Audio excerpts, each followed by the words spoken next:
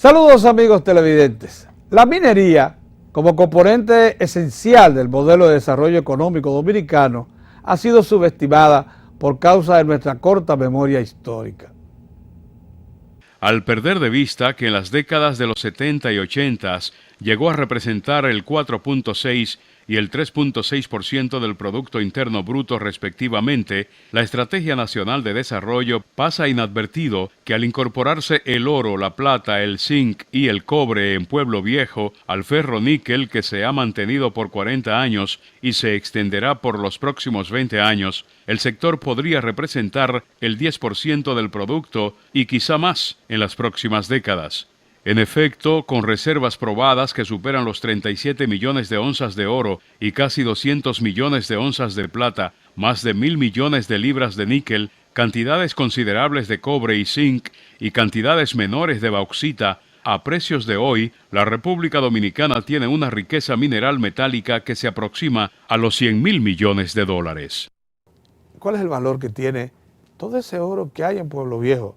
Todo ese oro que se está extrayendo de las lagunas y todo el oro que pudiera extraerse también como secundario en Cerro Maimón.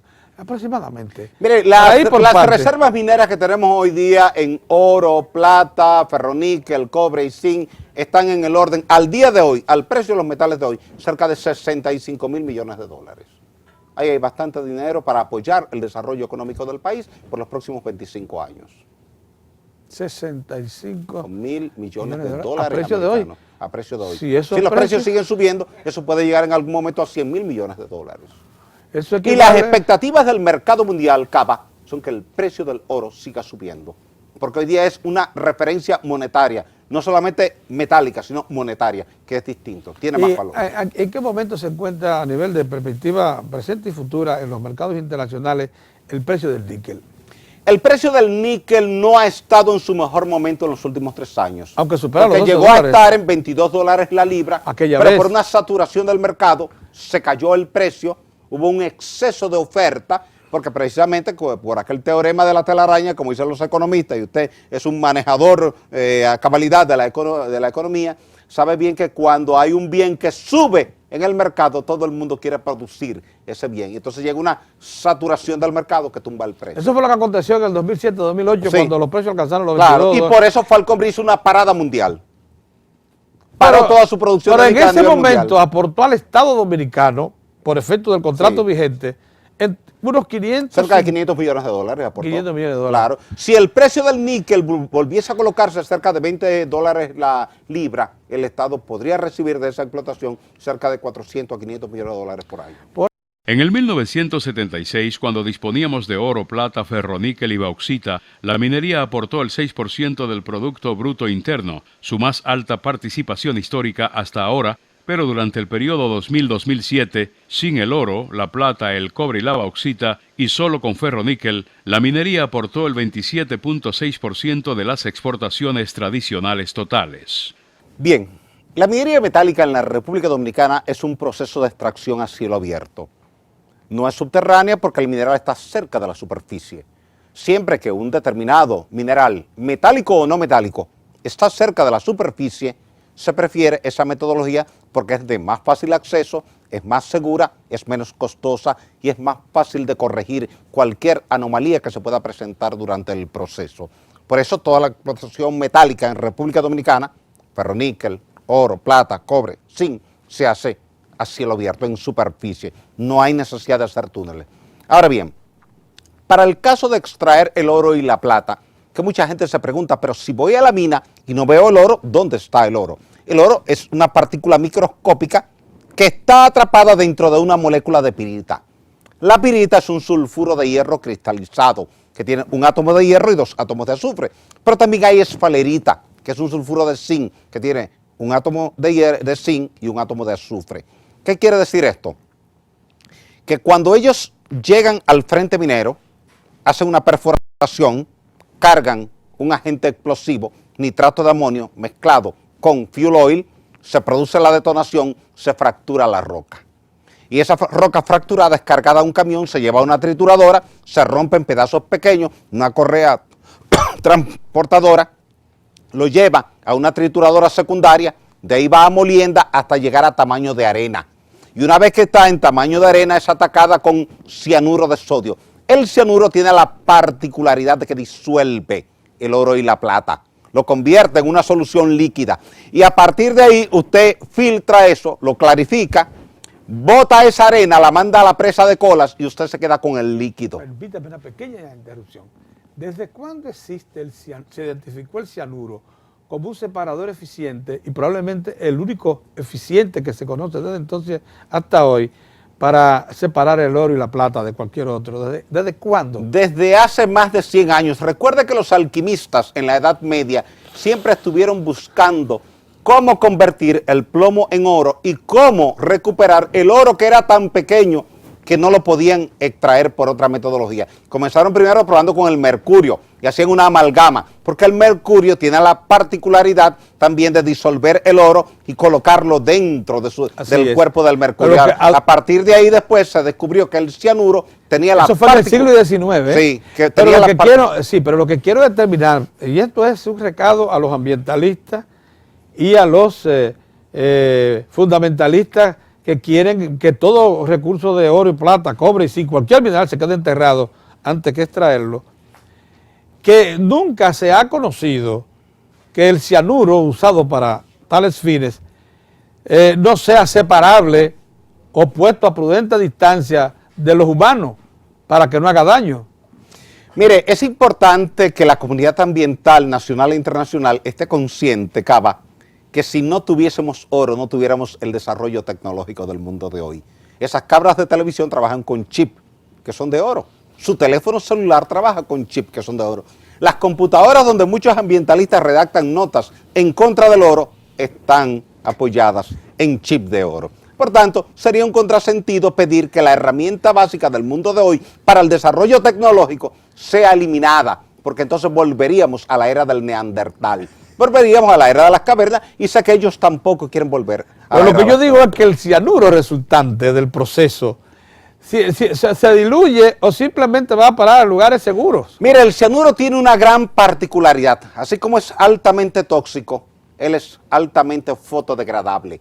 Usted pone el cianuro frente a la luz solar y él se degrada solo en 6 meses. Pierde toda su propiedad tóxica.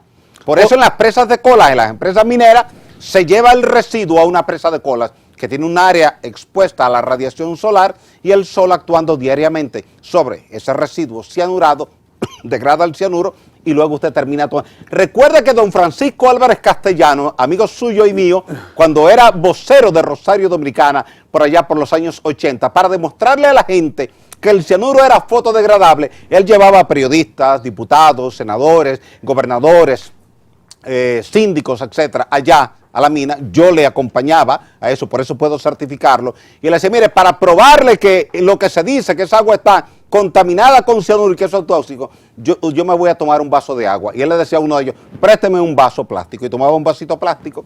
De la presa. De la presa. De la presa de Mejitas, de la presa en presencia de toda la gente que llegaba ahí, sí. En presencia de Aníbal Herrera, en presencia de todos los periodistas que llegaban. Tomaba un vaso de agua, se lo tomaba, porque realmente no es tóxico después que está expuesto 6 meses. Ahora, si alguien lo toma inmediatamente, evidentemente que produce un efecto. O sea que lo que quedó embalsado en la presa, en la primera de las 2 presas de Rosario Dominicana, que es en Mejitas, ¿no?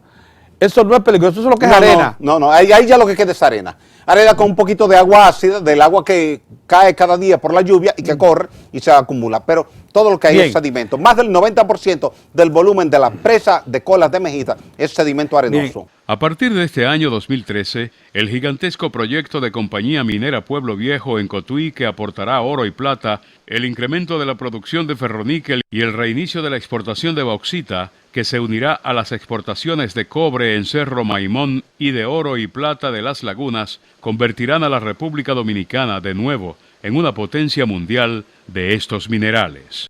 En Pueblo Viejo, como Rosario lo que procesó fue material contenido en óxidos, en Pueblo Viejo, sin embargo, lo que está procesando es material mineralizado contenido en sulfuros. Bien, por tanto, se ha tenido que utilizar una tecnología, para que usted nos la resuma, para poder regresar esos sulfuros a óxidos y entonces aplicar de nuevo el cianuro porque aquí no hay ciencia nueva. ¿Cuál es lo que se hace? La naturaleza tiene la particularidad de oxidar los metales por la asociación entre el metal y el oxígeno. Entonces, todo material que está expuesto a la superficie se oxida. La bicicleta de su niño, que está en el patio de la casa por 6 meses, se oxida. Las barras que hay en el balcón de su casa, cerca del malecón, se oxidan. Eso pasa con los metales, eso pasa con la pirita, la esfalerita, pasa con el hierro, se oxida. Ahora, el material que está debajo no recibe la radiación solar ni recibe el agua de la lluvia porque está protegido por la capa de arriba y ese queda fresco, no se oxida. Entonces, ¿qué hizo Después Barry, que usted Pueblo Viejo? removió la parte oxidada, expuso el mineral fresco. Correcto. Y ese mineral fresco ahora hay que oxidarlo como lo oxidó la naturaleza en millones de años. Y para hacerlo rápidamente, ¿qué se hace? Se lleva un proceso de oxidación a presión en una autoclave. Se toma el mineral ya pulverizado, ya llevado a tamaño de arena, se entra en ese autoclave, se aumenta la temperatura y usted sabe que por la ley de los gases ideales, la temperatura es directamente proporcional a la presión, como una olla de presión cualquiera. Sube la temperatura, sube la presión, sube la presión, sube la temperatura. Son directamente proporcionales. Eso quiere decir que en la medida que usted comienza a subir la temperatura, sube la presión y esas dos acciones directas sobre ese mineral sulfuroso lo oxida rápidamente y libera el oro. Y entonces al estar ¿Y dónde va a parar el óxido sulfúrico? Eso va a el ácido, no, en este caso no se libera el ácido sulfúrico, sino que el azufre se mezcla con piedra caliza y al usted mezclar azufre con piedra caliza, que es carbonato de calcio, termina produciendo un sulfato de calcio que es yeso. Y el yeso tiene cualquier uso industrial. Y no tiene residuos En lo de absoluto, sulfato. en lo absoluto. Bien, lo que quiere decir que Barrick y Goldcorp están aplicando, no creo yo que sea una tecnología recién descubierta, No, sino no. que, bueno, la aplicaron ahí con los costosos que Pero se es. usa en todas las minas del mundo que son minas sulfurosas. Bien, entonces ellos lo que están es eliminándonos, por lo que usted me está diciendo, un peligro. En cierto modo sí, porque cuando en una mina usted tiene una capa que está mineralizada con sulfuro fresco, pirita, esfalerita, calcopirita, entonces cuando el agua entra en contacto con ese mineral sulfuroso, le oxida, pero al oxidarlo libera el azufre. Y el azufre combinado con el agua da ácido sulfúrico. Y ese ácido sulfúrico es lo que acidifica el agua. Por eso usted va y mide el pH y es muy bajo. Ahora, cuando usted removió esa capa para procesarla en una planta metalúrgica, ya el mineral no está presente en el suelo y en consecuencia usted está quitando de la superficie de la tierra un cuerpo que si no hubiese tenido la debida atención ambiental hubiese sido un foco de contaminación. En efecto, me acuerdo como ahora que usted en una comparecencia aquí en Diario del 4 nos advirtió que no solamente el río Mejitas estaba ya siendo afectado por los residuos de sulfúricos, sino que también estaban llegando ya cantidades, aunque menores, al lago de la presa de Atillo y con pH que ya revelaban presencia. Usted decía, si no le ponemos pronto atención y ponemos bajo producción o bajo control toda la estructura que quedó decapotada allá en Rosario Dominicana, esto va a repercutir negativamente en el lago de Atillo. Nos lo dijo con tiempo. Bien, resuelto eso, entonces está claro que en definitiva lo que implica la presencia de alta tecnología con mucha inversión, hay que suponer nada más lo que significó una planta para oxigenar tanques gigantescos, a las 4 autoclaves, esas son tanques gigantescos. Sí. El dinero que Tienen significó 37 metros de largo por 7 metros de diámetro. cada tanque. Sí. Y pues, hay que la planta de producción de oxígeno debe darle oxígeno a todo el Caribe. Si lo, solamente, bueno, bien. ¿En qué tiempo, cuántas horas le toma oxidar el material en esos tanques? El material va entrando en una cadena continua. Entonces, en un par de horas ya el material está oxidado. Eso Y entonces, a la naturaleza le toma como cuántos años. no, a la naturaleza se puede tomar eso 8, 10, 12 millones de años.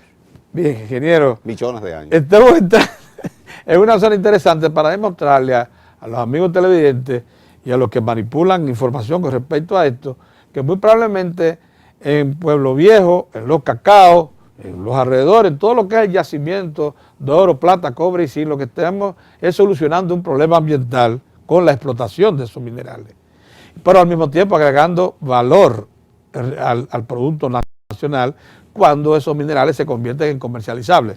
Por ahí comienza la cosa. Esto así porque mantendrá su posición de 9º productor mundial de ferroníquel, de 5º a 6º productor mundial de oro y plata y activo exportador de cobre, con perspectiva de convertirse en un importante productor y exportador de zinc. La explotación intensiva de estos minerales, si se garantiza una justa distribución en su zona de origen, deberá disparar al Cibao Central como la región de mayor desarrollo económico y social en los próximos años. La inversión del consorcio canadiense Barrick Gold y Goldcorp en Pueblo Viejo monta cerca de 4.000 millones de dólares y proyecta producir alrededor de 1 millón de onzas de oro y 5 millones de onzas de plata por año. Las instalaciones de procesos que operan ya en Pueblo Viejo pueden elevar esta producción hasta 1.300.000 onzas de oro y mucho más de 5 millones de onzas de plata al año. Minera Las Lagunas, que también opera en Pueblo Viejo, deberá producir más de 100.000 onzas de oro y unas 500.000 onzas de plata por año, lo que se unirá a las exportaciones de cobre asociado con oro y plata de la minera Cerro Maimón y unas 35 millones de libras de níquel, que podrían ser 70 millones de libras, su capacidad total, una vez incorpore el otro 50% de su capacidad de producción de Falconbridge. Este año también se reinició la exportación de bauxita desde Cabo Rojo en Pedernales. Ahora pasemos a otro tema relacionado con el ambiente, por lo que queremos determinar hasta dónde nosotros estamos haciendo lo correcto cuando ponemos en explotación estos minerales. Falconbridge, Loma Miranda. ¿Por qué necesita Falconbridge a Loma Miranda? Primera cosa, eso debemos aclarar. Y en segundo lugar, ¿está Loma Miranda ubicada en algún sitio que haga daño a lo que son nuestro hábitat más preciado, o que lo que se raspe de Miranda sea tan necesario que transforme el clima y el ambiente de La Vega, como se ha dicho, y del Valle del Cibao? Mire, el tema de Loma Miranda es un tema bastante interesante porque se han dicho muchas cosas que no se corresponden con la realidad geológica, mineralógica, hidrológica, hidrogeológica, meteorológica y ambiental de la zona. Yo creo que cualquier discurso ambiental tiene que estar sustentado siempre sobre la verdad científica. En la medida en que usted es capaz de plantear un discurso que es válido hoy y mañana, en esa medida la sociedad cree en usted. Ahora, cuando usted dice que dentro del área hay 32 ríos y solamente hay uno, que es el río Jagüey, ya la verdad pierde valor. En la medida en que usted dice que la presencia de aluminio en el suelo va a contaminar la zona arrocera, eso pierde valor porque el aluminio está presente en todos los suelos arcillosos del planeta completo, porque los suelos arcillosos son aluminosilicatos. O sea, decir que el aluminio en el suelo contamina el suelo es lo mismo que decir que la hemoglobina en la sangre contamina la sangre. Caramba.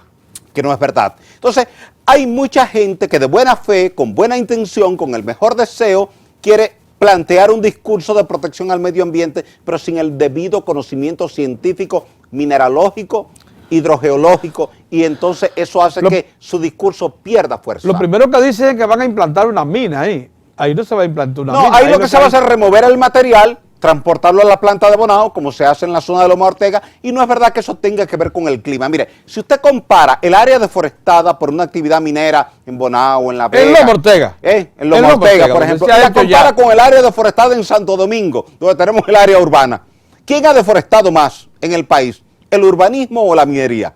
Vaya a ver la deforestación en Santiago, la deforestación en La Vega, por un asunto de expansión urbana, ha sido 20 veces superior a la deforestación en La Vega por la explotación minera en Loma Ortega. Entonces, yo creo que no es justo cargarle el cambio de temperatura a una actividad minera cuando en el mundo entero, desde el año 94, cuando nos reunimos por primera vez en Sao Paulo, en el Instituto de Pesquisas Espaciales de allá, de San José dos Campos, una reunión mundial para discutir la preocupación que había por el tema del cambio climático. Aquella reunión era convocada por el IPCC, era el panel intergubernamental para el cambio climático, que ya estaba advirtiendo a todos los países que había un efecto de calentamiento en todo el planeta. Entonces no creo que sea justo, que sea sensato cargarle el incremento de temperatura a la actividad minera. En Loma Ortega ya prácticamente concluyó los trabajos de extracción, le queda muy poco tiempo. Y más del 50% del área minada ha sido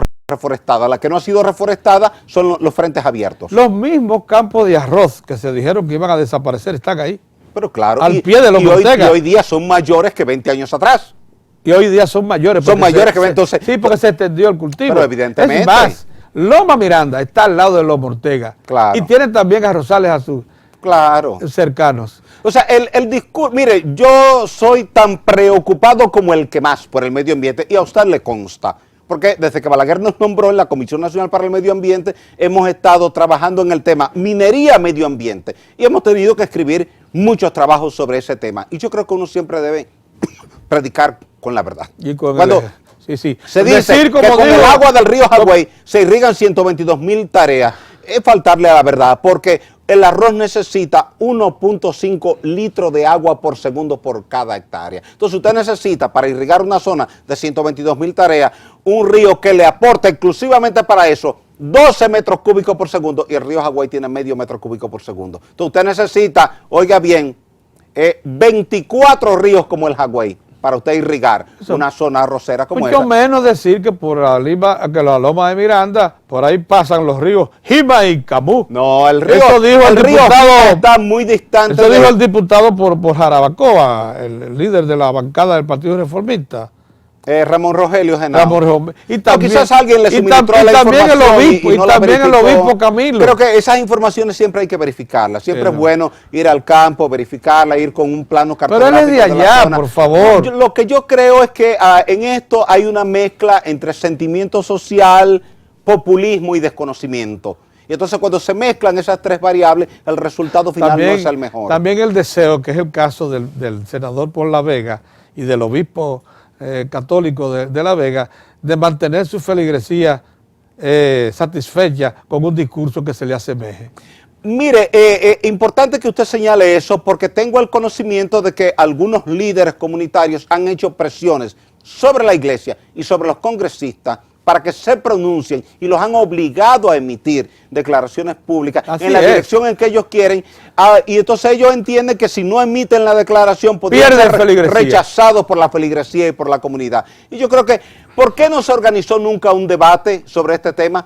¿Por qué los legisladores que se oponen al tema Miranda no fueron al PNUD con una posición técnica? Porque yo creo en eso, yo creo mucho en el debate técnico, y siempre he dicho que esto lo que había que hacer era debatirlo ampliamente en un seminario de un día o de 2 días para ver quiénes tenían argumentos sólidos que había que tomar en cuenta. Aclarado ese tema, ¿por qué necesita Falcon Bridge los recursos en Miranda mineralizados? Porque necesita mezclar mineral de alta ley con mineral de baja ley para tener una ley promedio que le permita. ¿Qué cantidad de minerales hay en Miranda? En Miranda hay unos casi 20 millones de toneladas métricas de mineral. Que por cierto se concentra en unas 333 hectáreas de una loma pequeña, sí, es una área de pequeña. Una loma que puede tener la parte hectáreas que se va a minar realmente es alrededor de 2 kilómetros cuadrados, de unos 4 kilómetros en total que están definidos, pero la explotación se va a concentrar en un área de 2 kilómetros cuadrados. Pero además, la explotación de Falcon Bridge, la explotación de Falcon Bridge ha estado al lado del río Yuna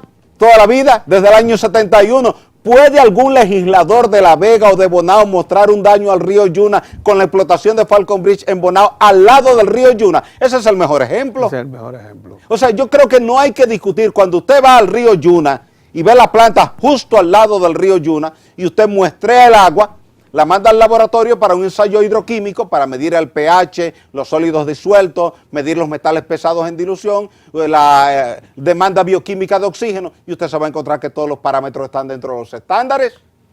Oiga, el río Camú, que no tiene minería en La Vega, está más contaminado que el río Yuna, que tiene minería. Porque el Camú pasa por el pueblo y se lleva todos los detritos humanos. ¿Se da cuenta? Y eso lo ha querido ocultar la gente de La Vega. Es cierto. O sea, la mayor contaminación ambiental en La Vega no lo produce Loma Ortega, lo produce la expansión urbana, la gran cantidad de asentamientos humanos que están a la orilla del río Camú y que mandan sus desechos biológicos al río. ¿Por cuántos años se extiende la vida de la mina se incorpora esos 25 años más. Esas 20 millones de toneladas métricas del río Miranda? Y no hay por qué desaprovecharlo. El presidente Correa ha estado recientemente en el país y ha hablado con el presidente Medina y le ha dicho, yo estoy haciendo eso allá. Hay ambientalistas en Ecuador que me dicen que no explota los recursos naturales y yo le he dicho que es la única manera de garantizar que el pueblo se desarrolle. Fidel Castro siempre dijo en Cuba que él tenía que depender del níquel para mantener la economía cubana, y cuando usted va a toda la zona oriental de Cuba, todo lo que es Moa, usted ve que todo es explotación. Cuba y República Dominicana son dos de los 10 más grandes productores de níquel del mundo. Y usted no ve que quienes se inclinan por la protección ambiental en Cuba levantan un discurso en contra de la explotación del ferroníquel en Cuba. ¿Usted lo ha visto? No. La solicitud de permiso ambiental hecha por Falcon Bridge Dominicana al Ministerio de Medio Ambiente para intervenir unas 330 hectáreas de Loma Miranda, una estribación de media montaña de más de 4.000 hectáreas situada en medio de las provincias de La Vega y Monseñor Noel, ha generado protestas entre ambientalistas y líderes religiosos de la región que se oponen a la concesión del permiso. Me parecería que usted y yo no creemos en los ambientalistas. Sí, sí creemos. Los ambientalistas estuvieron en su momento en lo cierto cuando plantaron resistencia a la explotación del oro y la plata, fundamentalmente oro contenido en una sección de cuarzo a orillas del río Yuna, cuando Minera Hispaniola, sí, presentó su solicitud. Explíquenos eso rápidamente para que se vea cuándo sí el aspecto ambiental debe anteponerse a cualquier otro. Cuando Minera Hispaniola le planteó al presidente Joaquín Balaguer en la década de los 90 a explotar en la zona que está cerca de la confluencia entre el río Yuna, el río Blanco y el río Las Avispas, aquello nos llegó a la Comisión Nacional para el Medio Ambiente, lo evaluamos y al ver la ubicación que estaba allí, que tenía mayor potencial hidrológico que minero, porque estábamos hablando de reservas por debajo de 1 millón de onzas de oro, entendimos que no tenía sentido social, ambiental, económico ni político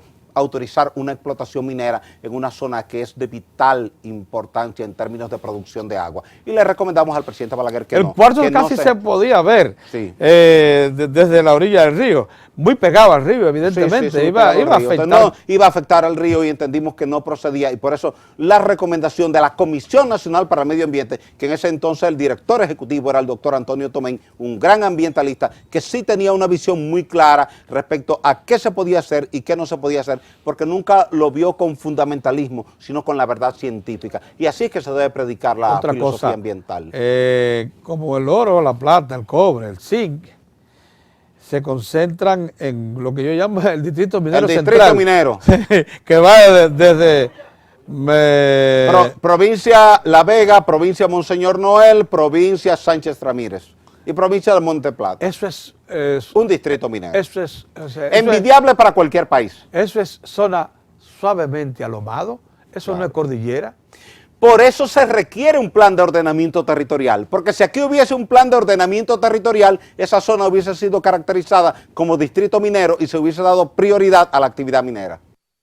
Solo las reservas probadas de oro del país superan las 37.4 millones de onzas y las 160 a 170 millones de onzas de plata en el distrito minero central, Pueblo Viejo, Cerro Maimón y Las Lagunas, todavía con posibilidades de nuevos yacimientos en la extensión Pueblo Viejo y Cerro Maimón.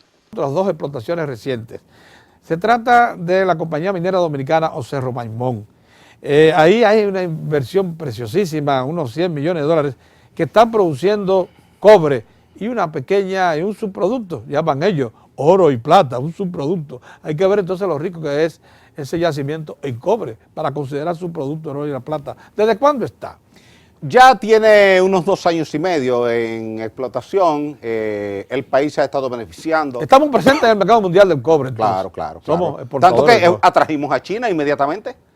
Desde que China nos vio como productores de cobre, vino para acá. Y compró la mina. Yo quiero participar en ese proyecto. Y terminó comprando. Además de ser la receptora de todo el cobre que sale de Cerro Maimón. Y quiere seguir participando en otros proyectos en el país. ¿Así? ¿Qué quiere decir esto? Que nosotros estamos en el mapa mundial de la minería. Aunque somos un país muy pequeñito, de 48.442 kilómetros cuadrados, todos los países que compran metales nos ven a nosotros como uno de los grandes productores de metales del mundo, porque estamos entre los primeros 10 en níquel y estamos entre los primeros 10 de oro y plata. Quiere decir que nosotros tenemos ese privilegio de la naturaleza y en consecuencia ese dinero lo que hay que hacer es invertirlo en el desarrollo económico del país. También hay unos australianos produciendo oro y plata. En las lagunas. En la antigua presa de cola de Rosario que se llama La Laguna. ¿Qué explotan ahí?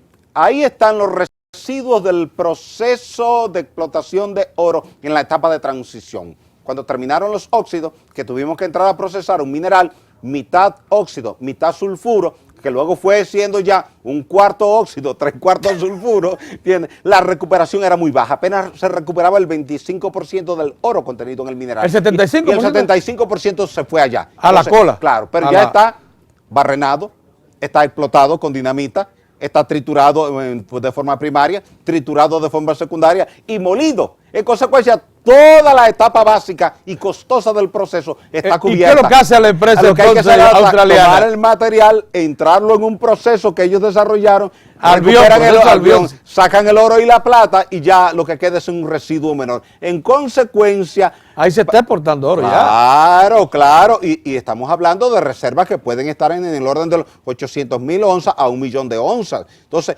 eso es importante. Más 5 millones de onzas de plata. Además de la plata. Y eso es importante para la economía dominicana. Yo creo que el gobierno dominicano debe prestarle mucha atención a la minería, porque la minería, como lo está haciendo Correa en Ecuador, como lo está haciendo Raúl Castro en Cuba, como lo está haciendo Evo Morales en Bolivia, oiga bien, los países que predican el socialismo están dependiendo hoy día de la minería. ¿Y por qué nosotros no podemos depender de la minería? No, el señor Correa nos dijo aquí una expresión que usted había pronunciado aquí en Diario del 4 hace unos meses. Dijo, mire, el ser humano provoca mayor daño al ambiente que la explotación minera. Pero eso es verdad, yo lo he dicho y lo he escrito muchas veces. Lo he escrito y se lo he dicho a la comunidad ambiental. Y lo he dicho en varios programas donde me han cuestionado cuál debe. Mire, la mayor parte de la contaminación ambiental mundial la produce el ser humano. La minería es responsable del 2% de la contaminación mundial. A precios de hoy, la riqueza mineral metálica probada supera los 75,000 millones de dólares y si se cumplen las predicciones de conocedores del mercado mundial del oro, como lo ha dicho Osiris de León, podríamos estar hablando en poco tiempo de una riqueza valuada en unos 100,000 millones de dólares. Nos falta un quinto proyecto que está también en explotación ahora mismo. Se reactivó la extracción de alúmina allá en Cabo Rojo, allá en Pedernales. A $8 la tonelada se contrató. Eso lo que significa es extraer el material así como está. Sí. Sí, la bauxita, es esa tierra roja que la gente ve en las Mercedes y el aceitillar, es una mezcla de tres minerales. En Pedernales, sí. Gipsita, bohemita y diáspora. Entonces, esto se procesa para extraer la alúmina. Pero no se procesa ahí. No. Ahí se extrae la tierra como cuando usted va y busca tierra negra para el jardín suyo. Lo mete en un camión y la camión pone ahí y la lleva a un proceso. Y la lleva entonces a un barco. Sí, la lleva a un barco, la exporta y llega a una planta mediante el proceso Bayer, se extrae la alúmina, que es un trióxido de aluminio. O sea que lo único que aportamos aquí es material. Sacar la tierra y exportarla. Solamente. Y ahí nos quedan 30 millones de toneladas métricas. ¿Cómo? Sí, 30 millones de A toneladas. $8. A $8 la onza. Échale el bollo. Sí, eso ayuda mucho al desarrollo de la provincia Bien, de Pedernales. ahora entiendo. En estos momentos, publicaciones tan autorizadas mundialmente como Mining Journal califica el depósito de Pueblo Viejo como el más grande de oro de toda Latinoamérica y la séptima mina más grande del mundo. La misma publicación especializada, Mining Journal, califica a la República Dominicana como el 12º depósito de oro más grande del mundo. Cuando se produjo este reporte, la afamada publicación mundial no estaba enterada de que debajo de la capa sulfurosa mineralizada de Pueblo Viejo, Mur y Los Cacaos, en Cotuí, se ha encontrado una nueva capa, también sulfurosa, rica de los mismos minerales que incrementaron las reservas en otros 15 millones de onzas de oro.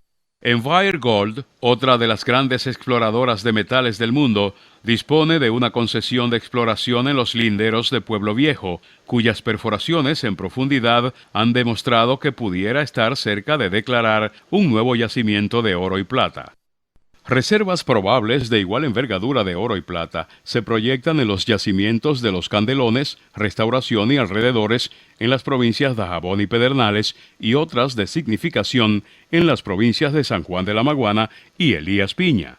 De confirmarse la existencia de oro en la cuantía en que la exploradora canadiense Unigold cree posible en Restauración y San Juan de la Maguana, Elías Piña, la República Dominicana podría estar reclamando un puesto entre los 6 mayores depósitos de oro de todo el orbe, tanto a cielo abierto como subterráneo.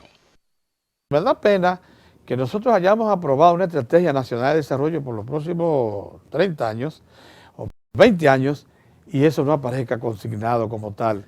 Si pensamos en largo plazo, cosas como estas deben ser tomadas en cuenta. Sí, pero es que en las políticas públicas nacionales la minería siempre ha estado ausente. Los bancos no prestan para la minería. Los gobiernos normalmente no ven la minería como un puntal de la economía. Sin embargo, a partir del momento en que la coloquemos paralelamente con la agropecuaria, con el turismo, con la zona franca, vamos a ver un repunte de la minería y un apoyo sustancial del gobierno y de la sociedad a la actividad minera. Ingeniero, ¿cuánto agradecemos esta comparecencia que mucho ha contribuido a precisar, a aclarar lo que es nuestro presente minero y de cómo el medio ambiente puede considerarse tranquilo?